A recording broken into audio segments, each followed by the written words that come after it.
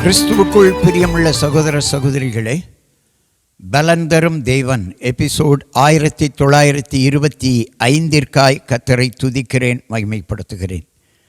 இந்த நாளிலும் எரேமியா தீர்க்கதரிசியினுடைய புஸ்தகம் 23ஆம் அதிகாரம் 29வது வசனத்தை நான் உங்களுக்காக வாசிக்கின்றேன்.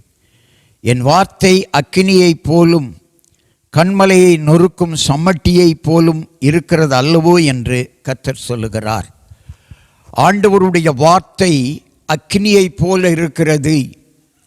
அவருடைய வார்த்தையை கற்றுக்கொள்ளுங்கள், அவருடைய வார்த்தைக்கு கீழ்ப்படியுங்கள். அவருடைய வார்த்தையிலே வல்லமை இருக்கிறது, ஜீவன் இருக்கிறது.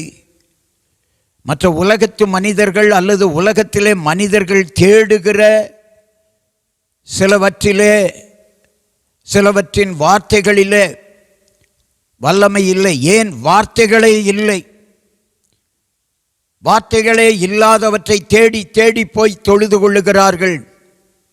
ஆனால் தேவன் வார்த்தைகளாலும் வாக்குத்தத்தங்களாலும் நம்மை நினைத்திருக்கிறார். அவருடைய வார்த்தையிலே வல்லமை இருக்கிறது, அவருடைய வார்த்தையிலே அக்கினி இருக்கிறது. அது கண்மலையை நொறுக்குகிற சம்மட்டியை போல் இருக்கிறது. அவருடைய வார்த்தைக்கு கீழ்ப்படியுங்கள். அவருடைய வார்த்தை கிடைக்காவிட்டால் இன்றைக்கு அநேகர் அழிந்திருப்பார்கள். அவருடைய வார்த்தை தான் உலகத்தில் சமாதானத்தை கொண்டு வந்து கொண்டு இருக்கிறது. அவருடைய வார்த்தை தான் மனிதர்கள் மத்தியிலே சமாதானத்தை கொண்டு வந்து கொண்டிருக்கிறது. கர்த்தருடைய வார்த்தைக்கு கீழ்ப்படியுங்கள். வேத புத்தகத்தை வாங்கி வாசித்து கர்த்தருடைய வார்த்தையை கற்றுக்கொண்டு கை கொண்டு நடந்து பாருங்கள். அவருடைய வார்த்தை உங்களுக்கு உதவி செய்யும். ஒருவேளை உங்களுக்கு விரோதமாய் செயல்படுகிற கிரியைகள், காரியங்களை கர்த்தருடைய வார்த்தையானது சம்மட்டியை போல நொறுக்கி போட்டுவிடும். கண்களை மூடி ஜெபிக்கலாம். எங்களை நேசிக்கிற நல்ல தகப்பனே, கர்த்தருடைய வார்த்தையிலே வல்லமை உண்டு, கர்த்தருடைய வார்த்தையிலே இரக்கம் உண்டு.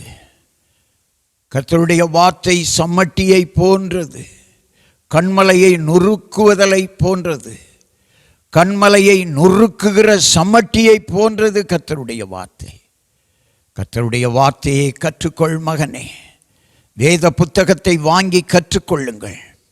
வேத புத்தகத்தில் உள்ள கர்த்தருடைய வார்த்தை, ஆண்டவருடைய வார்த்தை உங்கள் வாழ்க்கைக்கு உதவி செய்யும், உங்கள் வாழ்க்கையில் உயர்த்தும்.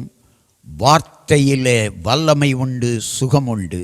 வார்த்தையை அனுப்பி குணப்படுத்தி இருக்கிறார், சுகப்படுத்தி இருக்கிறார். கர்த்தருடைய வார்த்தையை நம்புங்கள், கற்றுக்கொள்ளுங்கள், கைப்பிடியுங்கள், கடைப்பிடியுங்கள். இயேசுவின் நாமத்தில் ஜெபிக்கிறோம் பிதாவே, ஆமென்.